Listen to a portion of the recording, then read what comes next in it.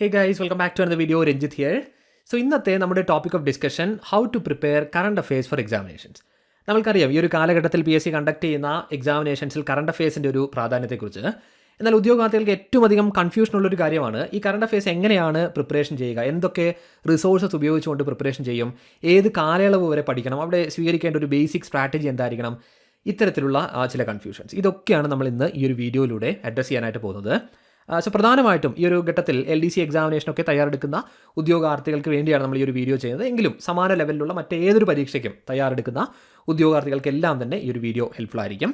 Anyway എല്ലാ കാര്യങ്ങളും വളരെ ഡീറ്റെയിൽഡ് ആയിട്ട് തന്നെ നമുക്ക് ഈ ഒരു വീഡിയോയിലൂടെ ഡിസ്കസ് ചെയ്യാം. So without further delay let's get started. So ആദ്യമായിട്ട് നമ്മൾക്ക് കൺസിഡർ ചെയ്യേണ്ട ചില കാര്യങ്ങളുണ്ട്. അതിൽ ആദ്യത്തേത് പ്രൈമറിലി വേണ്ട ഒരു കാര്യം how to identify focus areas. അതായത് ഈ എക്സാമിനേഷന് കറണ്ട് അഫയേഴ്സ് എന്ന രീതിയിൽ നമ്മൾ പ്രാധാന്യം കൊടുക്കേണ്ട മേഖലകൾ എന്തൊക്കെയാണ്, എങ്ങനെയാണ് ആ ഏരിയകൾ പിക്ക് ചെയ്യുക എന്നുള്ളതാണ്. ഇത് വളരെ ഡീറ്റെയിൽഡ് ആയിട്ട് തന്നെ നമ്മൾ ഈ ഒരു വീഡിയോയിലൂടെ ഡിസ്കസ് ചെയ്യും. അതോടൊപ്പം തന്നെ ഇത്തരത്തിൽ പ്രാധാന്യം കൊടുക്കേണ്ട ടോപ്പിക്കുകളുടെ ഒരു ലിസ്റ്റും അതോടൊപ്പം കറണ്ട് അഫയേഴ്സിൽ അങ്ങനെ അഡ്വാൻസ് ലെവൽ പ്രിപ്പയർ ചെയ്തിരിക്കേണ്ട ചില കറണ്ട് അഫയേഴ്സ് ടോപ്പിക്കുകളും നമ്മൾ നമ്മുടെ ടെലിഗ്രാം ചാനലിൽ വരും ദിവസങ്ങളിൽ അപ്ഡേറ്റ് ചെയ്യുന്നതാണ്. ടെലിഗ്രാം ചാനലിലെയും ഞാനിവിടെ ഡിസ്പ്ലേ ചെയ്യുന്നുണ്ട്. നിങ്ങൾക്കത് സെർച്ച് ചെയ്ത് തന്നെ ആ ടെലിഗ്രാം ചാനൽ ജോയിൻ ചെയ്യാവുന്നതാണ്. എനിവേ ആദ്യത്തെ ഒരു സ്റ്റെപ്പ് എന്നുള്ളത് ഇത്തരത്തിൽ ഈ ഫോക്കസ് ഏരിയ ഐഡൻറ്റിഫൈ ചെയ്യുക എന്നുള്ളതാണ്. ഇനി ഇങ്ങനെ ഐഡൻറ്റിഫൈ ചെയ്ത് കഴിഞ്ഞാൽ ഈ ടൈം ഫ്രെയിം എന്നുള്ളത് വളരെയധികം ഇമ്പോർട്ടൻസ് ഉള്ള ഒന്നാണ്. കാരണം ഇപ്പോൾ PSC പരീക്ഷകളിൽ നമുക്ക് എക്സാമിനേഷൻ നടക്കുന്ന ആ ഒരു കാലഘട്ടത്തിന് തൊട്ട് മുൻപുള്ള ഒരു വർഷത്തെ കറണ്ട് അഫയേഴ്സ് മാത്രം എന്ന രീതിയിലൊന്നുമല്ല ചോദ്യങ്ങൾ ചോദിക്കുന്നത്. ഈവൻ 2 വർഷം മുമ്പുള്ള കാര്യങ്ങളെ ബന്ധപ്പെടുത്തി ചോദ്യങ്ങൾ ചോദിക്കാറുണ്ട്. സോ അങ്ങനെ ഏതൊക്കെ കാര്യങ്ങളാണ് അത്തരത്തിൽ പഠിക്കേണ്ടത്, ഏതൊക്കെ കാര്യങ്ങളാണ് കംപ്ലീറ്റ്ലി ഇയർലി ആയിട്ട് അല്ലെങ്കിൽ വളരെ റീസെൻ്റ് ആയിട്ട് മാത്രം പ്രിപ്പറേഷൻ ചെയ്യേണ്ടത്, ഈ ഒരു ടൈം ഫ്രെയിം വളരെ വ്യക്തമായിട്ട് നിശ്ചയിക്കുക എന്നുള്ളതും ഇമ്പോർട്ടൻസ് ഉള്ള ഒരു കാര്യമാണ്. ഇനി മൂന്നാമത്തെ പോയിന്റ് റിസോഴ്സസ് ആണ്. അതായത് ഏതൊക്കെ റിസോഴ്സുകൾ ഉപയോഗിച്ചുകൊണ്ട് പ്രിപ്പറേഷൻ ചെയ്യും. മാഗസിൻസ് ഉപയോഗിക്കണോ അല്ലെങ്കിൽ പുസ്തകങ്ങൾ ഉപയോഗിക്കണോ, ഓൺലൈൻ റിസോഴ്സസ് ഉണ്ട്, ഇത്തരത്തിലുള്ള വസ്തുതകൾ. ഈ ഒരു കാര്യവും നമ്മൾ ഇന്ന് ഈ ഒരു വീഡിയോയിലൂടെ തന്നെ അഡ്രസ്സ് ചെയ്യുന്നതാണ്. ഇനി അടുത്തതായി ടൈം അലൊക്കേഷനാണ്. ഞാൻ മുൻപ് മെൻഷൻ ചെയ്തപോലെ തന്നെ കറണ്ട് അഫയേഴ്സിൻ്റെ ഒരു പ്രാധാന്യത്തെക്കുറിച്ചും അതിൻ്റെ ഒരു മാർക്സിൻ്റെ ഷെയറിനെ കുറിച്ചും നമുക്കറിയാം. ഇപ്പോൾ LDC എക്സാമിനേഷൻ കൺസിഡർ ചെയ്യുകയാണെങ്കിൽ 20 മാർക്സിൻ്റെ ഒരു ഷെയർ ഉണ്ട്. 20% ഒരു ഷെയർ വളരെയധികം ഗെയിം ചേഞ്ചറായിട്ട് മാറാൻ സാധ്യതയുള്ള ഒരു ഷെയർ തന്നെയാണ്. സോ അത്രയധികം പ്രാധാന്യം കറണ്ട് അഫയേഴ്സിനുണ്ട്. അതിനനുസരിച്ചുള്ള സമയവും നമ്മൾ കറണ്ട് അഫയേഴ്സിനായിട്ട് മാറ്റിവെക്കേണ്ടതുണ്ട്. ഇനി അടുത്തതായിട്ട് ഓർഗനൈസ്ഡ് ആയിട്ട് പ്രിപ്പറേഷൻസ് ചെയ്യേണ്ടതിൻ്റെ ഒരു ആവശ്യകതയാണ്. പ്രോബ്ലി ഏറ്റവും അധികം അൺഓർഗനൈസ്ഡ് ആയിട്ട് വാരി വലിച്ച് പഠനം നടത്താൻ സാധ്യതയുള്ളൊരു വിഭാഗമാണ് കറണ്ട് അഫയേഴ്സ് എന്നുള്ളത്. എന്നാൽ ഒരിക്കലും ആ ഒരു വിഭാഗത്തെ അങ്ങനെയല്ല സമീപിക്കേണ്ടത്. അതെങ്ങനെയാണ് ചെയ്യേണ്ടത് എന്നതിനെക്കുറിച്ച് നമ്മൾ ഡിസ്കസ് ചെയ്യും. ആൻഡ് ദെൻ നെക്സ്റ്റ് വൺ റിവിഷനാണ്. അതായത് ഈ കറണ്ട് അഫയേഴ്സ് ടോപ്പിക്കുകളുടെ ഒരു പ്രത്യേകത നമ്മൾക്കറിയാം, താരതമ്യേന പുതുതായിട്ടുള്ള വസ്തുതകളാണ്. നമ്മൾ ഒരിക്കലും മുൻകാലത്ത് പ്രിപ്പറേഷൻ ചെയ്തിട്ടുള്ള കാര്യങ്ങളായിരിക്കില്ല. അതുപോലെ തന്നെ നമുക്ക് ഒരിക്കലും ഒരുപാട് ലോജിക്കലി കണക്ട് ചെയ്യാൻ സാധിക്കുന്ന കാര്യങ്ങളല്ല അവിടെ ഉണ്ടാവുക. തീർത്തും മെമ്മറൈസ് ചെയ്യേണ്ടതായിട്ടുള്ള കാര്യങ്ങളാണ്. മറന്നു പോകാനുള്ള സാധ്യത വളരെ കൂടുതലാണ്. സോ റിവിഷൻ എന്നൊരു കാര്യം ഇല്ല എങ്കിൽ ഈ കറണ്ട് അഫയേഴ്സിൻ്റെ പഠനം തന്നെ വേസ്റ്റ് ആയിട്ട് മാറും. Then the next point what to learn and what not. ഈ കാര്യങ്ങൾ പഠിക്കുക എന്നുള്ളത് അത്രയധികം ബുദ്ധിമുട്ടുള്ള ഒരു കാര്യമല്ല. ഒരുപാട് ഒബ്ജക്റ്റ് ഓറിയൻറ്റഡ് ആയിട്ടുള്ള പോയിന്റുകളൊക്കെ പഠിക്കുക എന്നുള്ളത്, എന്നാൽ അത് ഓർത്ത് വെക്കുക എന്നുള്ളത് ബുദ്ധിമുട്ടുള്ള ഒരു കാര്യമാണ്. തീർച്ചയായിട്ടും അവിടെ അവോയ്ഡ് ചെയ്യേണ്ട ചില കാര്യങ്ങളുണ്ട്, സ്കിപ്പ് ചെയ്യേണ്ട ചില കാര്യങ്ങളുണ്ട്. അത് വളരെ വ്യക്തമായിട്ട് സ്കിപ്പ് ചെയ്തിരിക്കണം. അതുപോലെ തന്നെ നിർബന്ധമായിട്ടും പഠിച്ചിരിക്കേണ്ട വസ്തുതകളുമുണ്ട്. സോ ആ ഒരു ചോയ്സ് നടത്തുക എന്നുള്ളതും വളരെയധികം ഇമ്പോർട്ടൻസ് ഉള്ള ഒരു കാര്യമാണ്. സോ ഈ പോയിന്റ്സ് എല്ലാം കൺസിഡർ ചെയ്തുകൊണ്ടാണ് നമ്മൾ ഈ കറണ്ട് അഫയേഴ്സിൻ്റെ പഠനത്തിൻ്റെ ഒരു ബേസിക് ആയിട്ടുള്ള സ്ട്രാറ്റജിയിലേക്ക് എത്തുന്നത്. സോ അതിൽ ആദ്യത്തേത് ഈ ഫോക്കസ് ഏരിയ കണ്ടുപിടിക്കുന്നതുമായി ബന്ധപ്പെട്ടാണ്. സോ ഇതിനെ നമ്മൾ മൂന്നായിട്ട്, ഈ കറണ്ട് അഫയേഴ്സ് പഠനത്തെ നമ്മൾ മൂന്നായിട്ട് ഡിവൈഡ് ചെയ്യുകയാണ്. അതായത് ഒന്നാമത്തേത് ടോപ്പിക് വൈസ് ആയിട്ടുള്ള കറണ്ട് അഫയേഴ്സ്. പ്രോബ്ലി ഏറ്റവും അധികം പ്രാധാന്യം അർഹിക്കുന്ന ഒന്നാണ് കറണ്ട് അഫയേഴ്സിനെ നമ്മൾ ടോപ്പിക് വൈസ് ആയിട്ട് സമീപിക്കുക എന്നുള്ളത്. അതിപ്പോൾ നിങ്ങൾ വളരെ കൺസിസ്റ്റൻ്റ് ആയിട്ട് കറണ്ട് അഫയേഴ്സ് അപ്ഡേറ്റ് ചെയ്ത് വന്നിട്ടുള്ള ഒരു ഉദ്യോഗാർത്ഥിയാണ് എങ്കിൽ പോലും എക്സാമിനേഷന് മുൻപായിട്ട് തീർച്ചയായിട്ടും നിങ്ങൾ ടോപ്പിക് വൈസ് ആയിട്ട് കറണ്ട് അഫയേഴ്സിനെ സമീപിക്കണം. അതായത് നമ്മുടെ സിലബസിൽ നൽകിയിരിക്കുന്ന ടോപ്പിക്കുകളെ ബന്ധപ്പെടുത്തിക്കൊണ്ടുള്ള കറണ്ട് അഫയേഴ്സ് ടോപ്പിക്കുകൾ അത് വളരെ വ്യക്തമായിട്ട് പഠിക്കുക. ഓരോ വിഭാഗത്തിലും നിങ്ങൾക്ക് അത്തരത്തിലുള്ള ടോപ്പിക്കുകൾ കാണാനായിട്ട് സാധിക്കും. ഉദാഹരണത്തിന് ഇപ്പോൾ ഇക്കണോമിക്സ് എടുക്കുകയാണ് എങ്കിൽ ബഡ്ജറ്റ് റിലേറ്റഡ് ആയിട്ടുള്ള കാര്യങ്ങൾ, ഇക്കണോമിക് സർവേയുമായി ബന്ധപ്പെട്ട കാര്യങ്ങൾ, ബാങ്കിങ് റിലേറ്റഡ് ആയിട്ടുള്ള വസ്തുതകൾ, ഇങ്ങനെ ഓരോ റീജിയനിലും നമുക്ക് കറണ്ട് അഫയേഴ്സ് ടോപ്പിക്കുകൾ കാണാം. ഉദ്യോഗാർത്ഥികൾക്ക് കൺഫ്യൂഷൻ വരുന്ന ഒരു കാര്യമാണ്. ഇപ്പോൾ ഹിസ്റ്ററി എന്ന വിഭാഗവുമായി ബന്ധപ്പെട്ടോ ജോഗ്രഫി എന്ന വിഭാഗവുമായി ബന്ധപ്പെട്ടോ എന്ത് കറണ്ട് അഫയേഴ്സ് ടോപ്പിക്കുകളാണ് പഠിക്കുക എന്നുള്ളത്. ഹിസ്റ്ററിയുമായി ബന്ധപ്പെട്ട് നാഷണൽ അഫയേഴ്സ് എന്ന രീതിയിൽ കവർ ചെയ്തിരിക്കേണ്ട കാര്യങ്ങളുണ്ട്. ഈ ജോഗ്രഫി എടുക്കുകയാണെങ്കിൽ നോക്കിപ്പോൾ ചില നിർമ്മിതികളുമായി ബന്ധപ്പെട്ടോ അല്ലെങ്കിൽ ചില പ്രകൃതി ദുരന്തങ്ങളുമായി ബന്ധപ്പെട്ടോ ഇങ്ങനെയൊക്കെ ഫിസിക്കൽ ജോഗ്രഫിയെ കണക്ട് ചെയ്തുകൊണ്ട് ചോദിക്കുന്ന കാര്യങ്ങൾ, സാമ്പത്തിക ഭൂമിശാസ്ത്രവുമായി ബന്ധപ്പെട്ട് ചോദിക്കുന്ന കാര്യങ്ങൾ, ഇതെല്ലാം തന്നെ കറണ്ട് അഫയേഴ്സ് ടോപ്പിക്കുകൾ എന്ന രീതിയിൽ നമ്മൾ അഡ്രസ്സ് ചെയ്യേണ്ട വിഭാഗങ്ങളാണ്. സിലബസുമായിട്ട് ബന്ധപ്പെട്ട് നിൽക്കുന്ന കറണ്ട് അഫയേഴ്സ് ടോപ്പിക്കുകൾ ടോപ്പിക് വൈസ് ആയിട്ട് വളരെ വ്യക്തമായിട്ട് അഡ്രസ്സ് ചെയ്യുക എന്നുള്ളതാണ്. ഏറ്റവും ഓർഗനൈസ്ഡ് ആയിട്ട് തന്നെ ആ ഒരു പ്രിപ്പറേഷൻ ചെയ്യുക.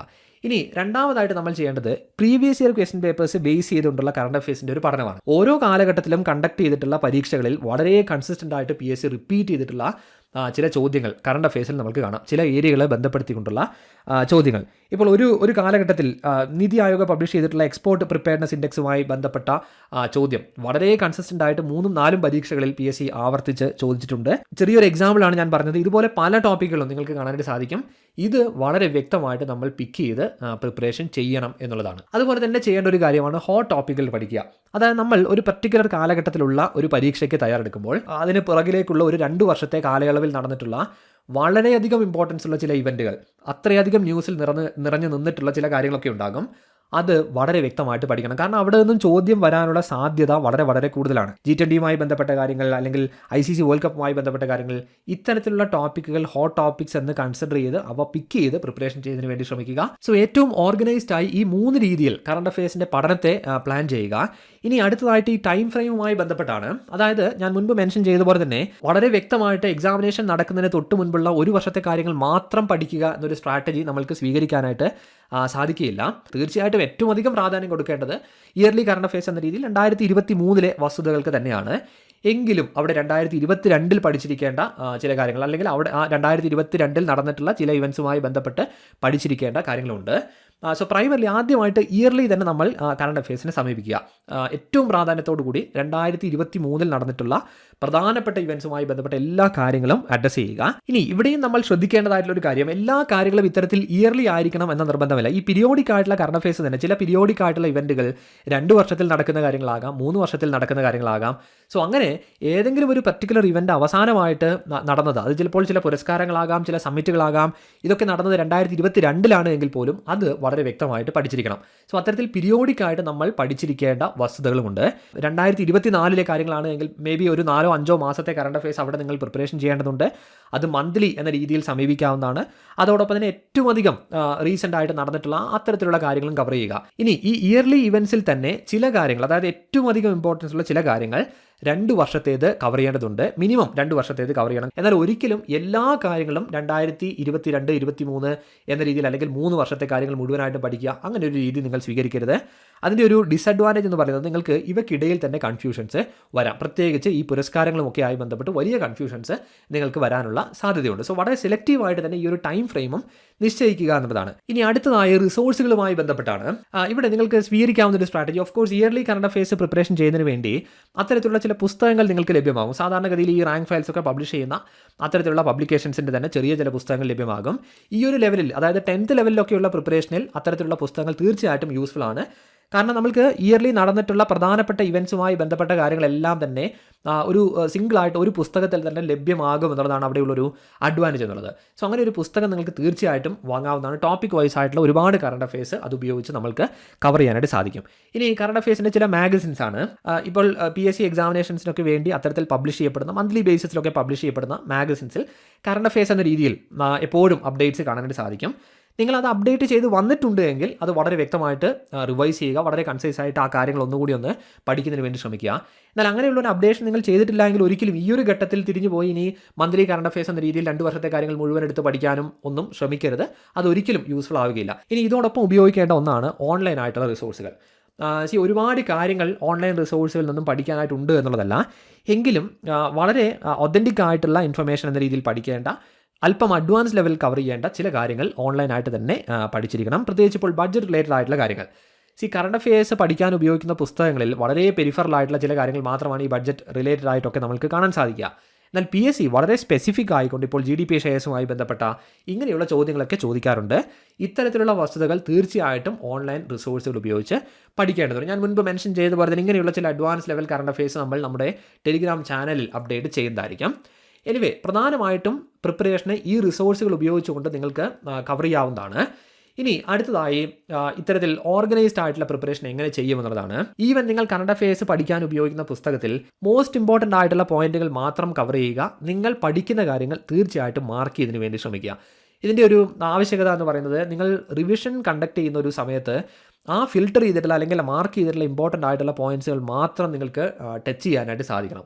സോ അത് വളരെ വ്യക്തമായിട്ട് പഠിക്കുന്ന സമയത്ത് തന്നെ മാർക്ക് ചെയ്യുക. അതുപോലെ ഓൺലൈൻ റിസോഴ്സുകൾ ഉപയോഗിച്ചുകൊണ്ടോ അല്ലെങ്കിൽ മറ്റേതെങ്കിലും ഒതൻറ്റിക് ആയിട്ടുള്ള ഇപ്പോൾ മന്ത്ലി ആയിട്ട് നിങ്ങൾ അപ്ഡേറ്റ് ചെയ്ത് വന്ന കറണ്ട് അഫയേഴ്സോ ഇങ്ങനെയുള്ള കാര്യങ്ങളുണ്ടെങ്കിൽ അവിടെ തീർച്ചയായിട്ടും നിങ്ങൾ നോട്ട്സ് തയ്യാറാക്കിയിരിക്കണം. കാരണം അതല്ല എങ്കിൽ നിങ്ങൾക്ക് ഒരിക്കലും അത് റിവൈസ് ചെയ്യാനായിട്ട് സാധിക്കുകയില്ല. റിവിഷൻ കണ്ടക്ട് ചെയ്യാതെയുള്ള ഇത്തരത്തിലുള്ള പഠനം ഒരിക്കലും യൂസ്ഫുൾ ആവുകയില്ല. നിങ്ങൾ ആ കാര്യങ്ങൾ മറന്നു പോകാനുള്ള സാധ്യത വളരെ വളരെ കൂടുതലായിരിക്കും. സോ അത്തരത്തിലുള്ള വിഭാഗങ്ങളിൽ നോട്ട്സ് തയ്യാറാക്കുക എന്നുള്ളത് ഏറ്റവും അധികം ഇമ്പോർട്ടൻസ് ഉള്ള ഒരു കാര്യമാണ്. ഇനി അടുത്തതായിട്ട് സമയവുമായി ബന്ധപ്പെട്ടാണ്, ഈ ടൈം അലൊക്കേഷനാണ്. ഞാൻ മുൻപ് മെൻഷൻ ചെയ്ത പോലെ തന്നെ പ്രോബ്ലി നമ്മുടെ സിലബസിൽ ഏറ്റവും അധികം പ്രാധാന്യമുള്ള, മാർക്സിൻ്റെ ബേസിസിലാണെങ്കിൽ ഏറ്റവും അധികം പ്രാധാന്യമുള്ള ഒരു റീജിയനാണിത്. സോ അതുകൊണ്ട് തന്നെ ഡെഡിക്കേറ്റഡ് ആയിട്ടുള്ള ഒരു സമയം നിങ്ങൾ കറണ്ട് അഫയേഴ്സിന് വേണ്ടി മാറ്റി വെക്കണം. അതായത് വളരെ കോംപ്ലിക്കേറ്റഡ് ആയിട്ടുള്ള GK ടോപ്പിക്കുകൾ പഠിക്കുന്നതിന് കൂടെ ഒരല്പസമയം കറണ്ട് അഫയേഴ്സിന് വേണ്ടി മാത്രം മാറ്റി വെക്കാം. ഇങ്ങനെ ഒരു പഠനം ഒരിക്കലും നിങ്ങൾ നടത്തരുത്. അപ്ഡേറ്റഡ് ആയിട്ടുള്ള ഒരുപാട് ഇൻഫർമേഷൻ നമുക്ക് അവിടെ ആവശ്യമാണ്. ഇപ്പോൾ ചില ഓഫീസ് ഹോൾഡേഴ്സുമായി ബന്ധപ്പെട്ട കാര്യങ്ങൾ ഇതൊന്നും മുൻപ് പഠിച്ചു വെക്കാനായിട്ട് സാധിക്കില്ല. തീർച്ചയായിട്ടും എക്സാമിനേഷന് മുൻപായിട്ട് അപ്ഡേറ്റ് ചെയ്യേണ്ടതായിട്ടുണ്ട്. അങ്ങനെ ടൈം ഫിക്സ് ചെയ്യുക. ഈ ഒരു മാർക്സിൻ്റെ ഷെയർ അനുസരിച്ചുള്ള അതിനാവശ്യമായിട്ടുള്ള സമയം തീർച്ചയായിട്ടും നിങ്ങൾ കറണ്ട് അഫയേഴ്സിന് വേണ്ടി മാറ്റി വെക്കുക എന്നുള്ളതാണ്. അത് തന്നെ വളരെ ചുരുക്കം ദിവസങ്ങൾ എന്ന രീതിയിലല്ല, സാമാന്യം ലെങ്തി ആയിട്ടുള്ള ഒരു സമയം തന്നെ നിങ്ങൾ കറണ്ട് അഫയേഴ്സിൻ്റെ പ്രിപ്പറേഷന് വേണ്ടി മാറ്റിവെക്കുക. ഇനി അടുത്തതായിട്ട് റിവിഷനാണ്. ഞാൻ മുൻപ് മെൻഷൻ ചെയ്തതുപോലെ തന്നെ 2 കാര്യങ്ങൾ കൊണ്ടാണ് ഈ കറണ്ട് അഫയേഴ്സിൻ്റെ റിവിഷൻ ഏറ്റവും അധികം പ്രാധാന്യമുള്ള ഒന്നായിട്ട് മാറുന്നത്. ഒന്ന്, നമ്മൾക്ക് അവിടെ ലോജിക്കലി കണക്ട് ചെയ്യാൻ സാധിക്കുന്ന, ഇപ്പോൾ സയൻസ് പഠിക്കുന്നത് പോലെയോ അല്ലെങ്കിൽ ബേസിക് അരിത്മെറ്റിക് പഠിക്കുന്നത് പോലെയോ ഒക്കെ ലോജിക്കലി കണക്ട് ചെയ്യാൻ സാധിക്കുന്ന കാര്യങ്ങൾ വളരെ ചുരുക്കം മാത്രമാണ് കറണ്ട് അഫയേഴ്സ് റീജിയനിൽ ഉണ്ടാവുക. രണ്ടാമത്തെ പോയിന്റ് എന്ന് പറയുന്നത്, നമ്മൾ ഒരുപാട് കാര്യങ്ങൾ ഒരിക്കലും മുൻകാലത്ത് പ്രിപ്പറേഷൻസ് ചെയ്ത വസ്തുതകളായിരിക്കില്ല.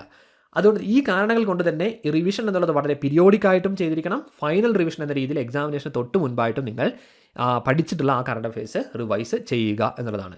എങ്കിൽ മാത്രമേ ഈ കാര്യങ്ങൾ ഓർമ്മയിൽ വെക്കാനായിട്ട് സാധിക്കുകയുള്ളൂ. ഇനി നമ്മൾ മുൻപ് മെൻഷൻ ചെയ്തൊരു കാര്യമാണ്, എന്തൊക്കെ കാര്യങ്ങൾ പഠിക്കണം, എന്തൊക്കെ സ്കിപ്പ് ചെയ്യണം എന്നുള്ളത് എങ്ങനെ തീരുമാനിക്കും എന്നുള്ളത്. വളരെ റാൻഡം ആയിട്ടുള്ള ചില പോയിന്റുകളൊക്കെ നിങ്ങൾക്ക് കറണ്ട് അഫയേഴ്സ് പ്രിപ്പയർ ചെയ്യുന്ന പുസ്തകങ്ങളിൽ കാണാനായിട്ട് സാധിക്കും. നമ്മുടെ സിലബസുമായിട്ട് യാതൊരു കണക്ഷനും ഇല്ലാത്ത അത്തരത്തിൽ വളരെ റാൻഡം ആയിട്ടുള്ള പോയിന്റുകൾ, ഇതെല്ലാം തന്നെ ഒഴിവാക്കാവുന്നതാണ്. അതുപോലെ തന്നെ ചില പുരസ്കാരങ്ങളൊക്കെ ആയി ബന്ധപ്പെട്ട്, ഇപ്പോൾ ചലച്ചിത്ര പുരസ്കാരങ്ങളൊക്കെ ആയി ബന്ധപ്പെട്ട കാര്യങ്ങൾ പഠിക്കുമ്പോൾ നിങ്ങൾക്കറിയാം അവിടെ പ്രധാനപ്പെട്ട കാര്യങ്ങൾ എന്തൊക്കെയാണ് എന്നുള്ളത്. അത് പിക്ക് ചെയ്ത് പഠിക്കുക. അതിനപ്പുറത്തേക്ക് വളരെ ടെക്നിക്കലായിട്ടുള്ള ചില കാര്യങ്ങൾക്ക് നൽകുന്ന പുരസ്കാരങ്ങൾ, ഇങ്ങനെയൊക്കെയുള്ള വസ്തുതകൾ അവിടെ കാണാം. അതെല്ലാം സ്കിപ്പ് ചെയ്യുന്നതിന് വേണ്ടി ശ്രമിക്കുക എന്നുള്ളതാണ്. അതുപോലെ തന്നെയാണ് ഇറലവൻ്റ് ആയിട്ടുള്ള ചില ടോപ്പിക്കുകൾ. അതായത് ആദ്യ കാലങ്ങളിലൊക്കെ PSC ചോദിച്ചിട്ടുള്ള ചില type of questions current affairs വിഭാഗങ്ങളിലുണ്ട്. എന്നാൽ ഈ ഒരു കാലഘട്ടത്തിലൊന്നും ഒരിക്കലും PSC ക്വസ്റ്റ്യൻസ് ചോദിക്കാത്ത അത്തരത്തിലുള്ള ചില ടോപ്പിക്കുകൾ, ഇതും ഇങ്ങനെയുള്ള കറണ്ട് അഫയേഴ്സ് പഠിക്കാൻ ഉപയോഗിക്കുന്ന പുസ്തകങ്ങളിലൊക്കെ കാണാനായിട്ട് സാധിക്കും. ഈവൻ മാഗസിൻസിലൊക്കെ കാണാനായിട്ട് സാധിക്കും. അതും നിങ്ങൾക്ക് സ്കിപ്പ് ചെയ്യാവുന്നതാണ്. ഈ കാര്യങ്ങൾ ഡിസൈഡ് ചെയ്യാനുള്ള ഒരു ടൂൾ എന്ന് പറയുന്നത് of course previous year question papers ആണ്. നമുക്കത് നോക്കുമ്പോൾ തന്നെ മനസ്സിലാക്കാൻ സാധിക്കും എങ്ങനെയുള്ള ചോദ്യങ്ങളാണ് സാധാരണഗതിയിൽ ഈ ഒരു ലെവലിൽ കറണ്ട് അഫയേഴ്സ് വിഭാഗത്തിൽ നിന്നും ചോദിക്കുന്നത് എന്നുള്ളത്. സോ ഈ കാര്യങ്ങൾ കൺസിഡർ ചെയ്തുകൊണ്ട് പഠിക്കേണ്ട കാര്യങ്ങൾ പിക്ക് ചെയ്യുകയും അതുപോലെ തന്നെ ഒഴിവാക്കേണ്ട കാര്യങ്ങൾ വളരെ വ്യക്തമായിട്ട് ഒഴിവാക്കിയിരിക്കണം. കാരണം നമ്മൾ ഒരുപാട് വസ്തുതകൾ പഠിക്കുന്നു എന്നുള്ളത് മാത്രമല്ല, ഇത് ഓർത്തെടുക്കേണ്ടതിൻ്റെ ഒരു ആവശ്യകതയുണ്ട്. അത് മനസ്സിലാക്കുക. അതിനനുസരിച്ച് മാത്രം പോയിന്റ്സ് പിക്ക് ചെയ്ത് പ്രിപ്പറേഷൻസ് ചെയ്യുക എന്നുള്ളതാണ്. സോ ഇത്രയും കാര്യങ്ങളൊക്കെ ശ്രദ്ധിച്ചുകൊണ്ട് വളരെ സ്മാർട്ടായിട്ട് ഈ കറണ്ട് അഫയേഴ്സ് വിഭാഗത്തെ നിങ്ങൾ സമീപിക്കുക. എപ്പോഴും ഓർക്കേണ്ട ഒരു കാര്യം, ഒരു വിഭാഗത്തിലുള്ള പ്രിപ്പറേഷൻ ഒരിക്കലും അൺഓർഗനൈസ്ഡ് ആയിട്ട് മാറരുത്. അതായത് വാരി വലിച്ചുള്ള ഒരു പഠനം ഒരു വിഭാഗത്തിലും ഹെൽപ്ഫുൾ ആവുകയില്ല. പ്രത്യേകിച്ച് കറണ്ട് അഫയേഴ്സ് റീജിയനിൽ അങ്ങനെയുള്ളൊരു സാധ്യത വളരെ കൂടുതലാണ്. കാരണം ഒരുപാട് റിസോഴ്സുകളൊക്കെ നമുക്ക് കറണ്ട് അഫയേഴ്സിൻ്റെ പഠനവുമായി ബന്ധപ്പെട്ട് അവൈലബിൾ ആണ്. സോ ഉദ്യോഗാർത്ഥികൾക്ക് ആ ഒരു കൺഫ്യൂഷൻ വരും, എന്തൊക്കെ കാര്യങ്ങൾ പഠിക്കണം, ഏതൊക്കെ റിസോഴ്സ് ഉപയോഗിക്കണം. സോ അങ്ങനെ വാരി വലിച്ചുള്ളൊരു പഠനത്തിന് ശ്രമിക്കാനുള്ളൊരു സാധ്യത അവിടെ വളരെ കൂടുതലാണ്. എന്നാൽ അതൊരിക്കലും ചെയ്യാനായിട്ട് പാടില്ല. വ്യക്തമായിട്ട് വളരെ സ്ട്രക്ചേർഡ് ആയിട്ട് കറണ്ട് അഫയേഴ്സിൻ്റെ പ്രിപ്പറേഷൻ ചെയ്യുന്നതിന് വേണ്ടി ശ്രമിക്കുക. എനിവേ, ഇത്രയും കാര്യങ്ങളൊക്കെയാണ് നമ്മൾ ഇന്ന് ഈ ഒരു വീഡിയോയിലൂടെ ഡിസ്കസ് ചെയ്യുന്നത്. സോ കറണ്ട് അഫയേഴ്സിൻ്റെ പഠനവുമായി ബന്ധപ്പെട്ട് അഡീഷണലി നിങ്ങൾക്ക് എന്തെങ്കിലും സംശയങ്ങളുണ്ട് എങ്കിൽ തീർച്ചയായിട്ടും കമൻറ്റ് സെക്ഷനിലൂടെ ചോദിക്കാവുന്നതാണ്. ഞാനത് അഡ്രസ്സ് ചെയ്യുന്നതായിരിക്കും. അതോടൊപ്പം തന്നെ ഞാൻ മുൻപ് മെൻഷൻ ചെയ്ത പോലെ മോസ്റ്റ് ഇമ്പോർട്ടൻ്റ് ആയിട്ടുള്ള കറണ്ട് അഫയേഴ്സ് ടോപ്പിക്കുകളുടെ ലിസ്റ്റും ചില കറണ്ട് അഫയേഴ്സ് ടോപ്പിക്കുകളും ഒക്കെ നമ്മൾ വരും ദിവസങ്ങളിലായിട്ട് നമ്മുടെ ടെലിഗ്രാം ചാനലിലും അപ്ഡേറ്റ് ചെയ്യുന്നതായിരിക്കും. So please do join us on Telegram as well. Anyway, ഏറ്റവും സ്മാർട്ടായിട്ട് തന്നെ പ്രിപ്പറേഷൻ ചെയ്യുന്നതിന് വേണ്ടി ശ്രമിക്കൂ. നമ്മുടെ ചാനൽ ആദ്യമായിട്ടാണ് കാണുന്നത് എങ്കിൽ സബ്സ്ക്രൈബ് ചെയ്യാൻ മറക്കരുത്. അതോടൊപ്പം തന്നെ ഈ ഒരു വീഡിയോ യൂസ്ഫുൾ ആണ് എന്ന് തോന്നുകയാണെങ്കിൽ നിങ്ങളുടെ ഫ്രണ്ട്സിലേക്ക് കൂടി ഷെയർ ചെയ്യൂ. So thank you so much guys for watching this particular video and I hope to see you in the next one.